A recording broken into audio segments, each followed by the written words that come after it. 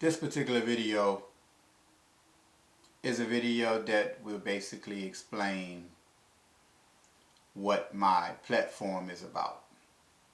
And I'll also talk briefly on some of the topics that I'll be expounding on in videos to come.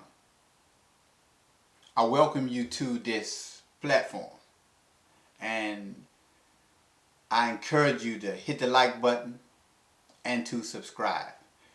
You won't be disappointed if you stick with me.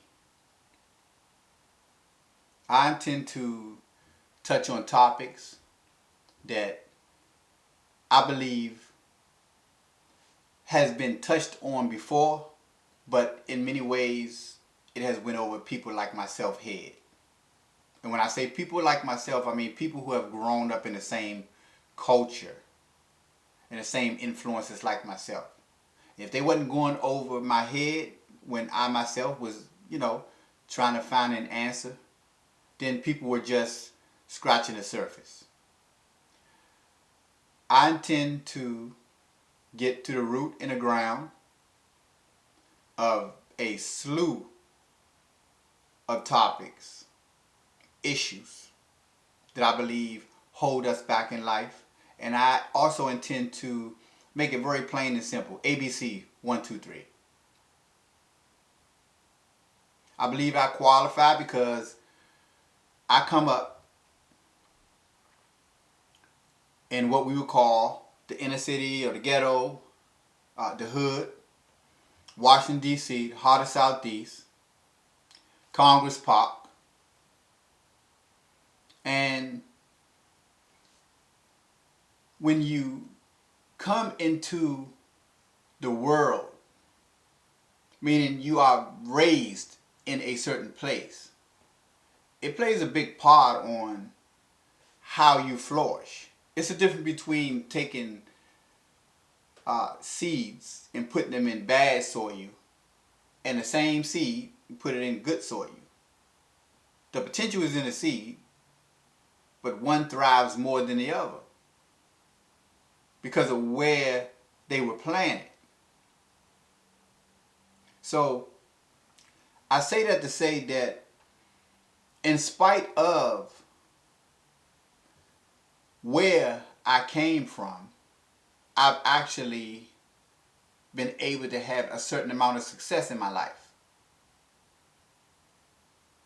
No, I'm not talking about financially or necessarily materially. I'm talking about success in the sense of I found peace. I have some structure. There's some equilibrium and some focus that is going on in my life in spite of where I was planted and the soil that I came up through. But it didn't happen by happenstance. It ain't just falling, into my lap, or I didn't just walk into it. But I applied some principles, some philosophy, a lot of information that I happened to come across during the time when I was incarcerated. And I began to apply, and I began to see results which encouraged me to continue to apply. And I can say that it has really worked in my life. And so when I look around and I see so many people who were in situations like myself, one way or the other, and I know that I actually have an answer, if not the answer, I definitely have an answer. It would be selfish of me not to want to impart it to my brother or impart it to my sister.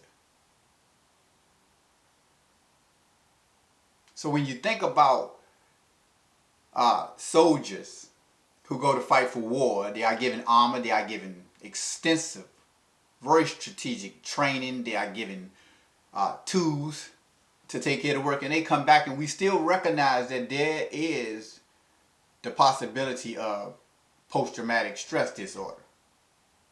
Well, I think that doubles when you have people who come up in an environment and they're seeing some of the same carnage, and even in more aspects, because their soldiers see things in terms of bodies dropping and stuff, but they don't see their own relatives, even their moms or their parents, on drugs and doing things that are what we would call shameful or immoral. Because that is the case, especially in the crack era time, particular time of my teenage years, when I was going to funerals sometimes 3 and 4 times a week. But yet I am here. I'm in my right state of mind, in spite of having spent a couple of years in mental institutions where I was labeled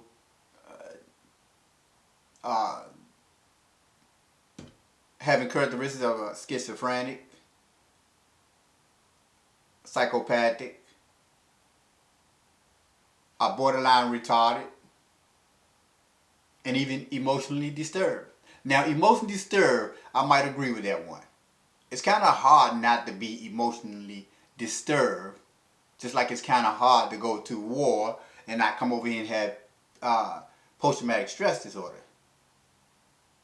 So that one may have been right. But today I'm clear. I'm good. And I would like to tell you all, and even more than that, show you all how these principles have worked for me. How these lessons has worked for me. And I believe that they will help that parent who has a child that's incarcerated. And I believe that they will help the child or the brother or the boyfriend or the husband or the wife or the sister or the cousin that is incarcerated themselves. I believe that the principles that I put forth and the scenarios that I create will enlighten you. And like the phoenix, you can raise anew, reborn. That is my goal. And those are the things that I will be touching on. I'll also be touching on the influences of society.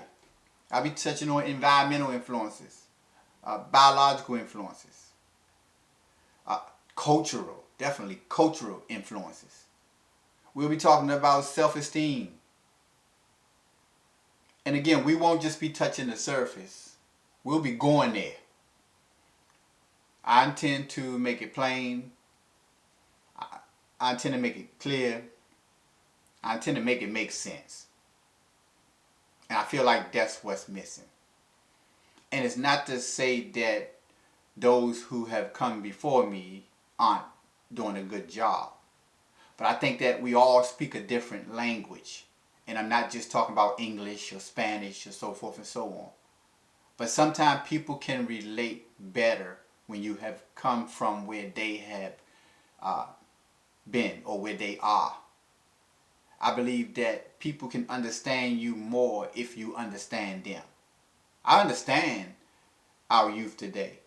I may not agree with a lot of what they do and how they carry it, but I definitely understand it. My parents and a lot of the generations before me didn't agree with the way I did things, the way I wore my clothes.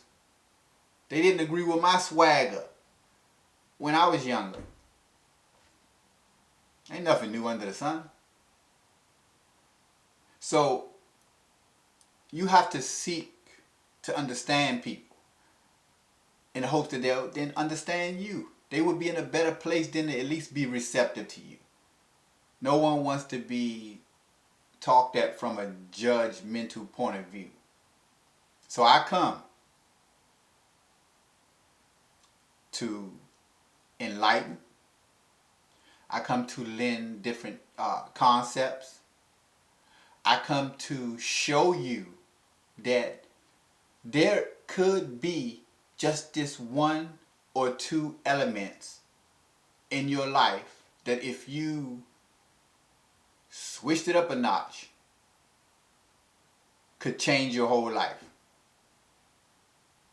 Now, I ain't say I'm trying to turn you into a millionaire. I ain't a millionaire myself.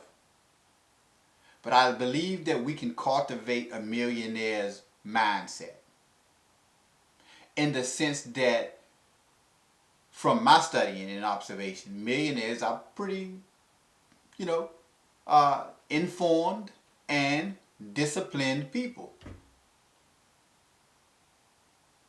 But I can assure you that if you will open your mind up to what I put out, it will definitely make some difference. And so, yes, we'll talk about relationships of all kinds. We'll talk about societal influences, cultural influences. We'll talk about domestic violence. We'll talk about image. We'll talk about haters, people being in your business. We'll talk about that friend that you don't know if you really can trust. Are they on your side or are they not? This will be a place where a lot of the things that you may feel shameful to talk about, embarrassed to talk about, that you may feel that you can't necessarily trust. You can't go to a person in confidence to talk about because you don't know who they're going to tell. Next month when you two fall out and then they're putting your business out there, they're screaming and shouting. We'll talk about why relationships aren't flourishing at the rate where we would expect them to be. Let me put it that way. More than anything, we'll talk about relationship with self.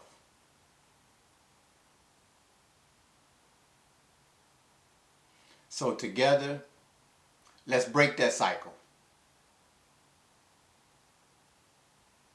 Let's get our minds right and let's flourish as individuals and let's flourish as people.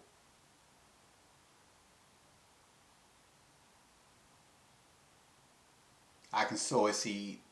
I can water some seeds already been sown. And as the Bible say, God will give the increase.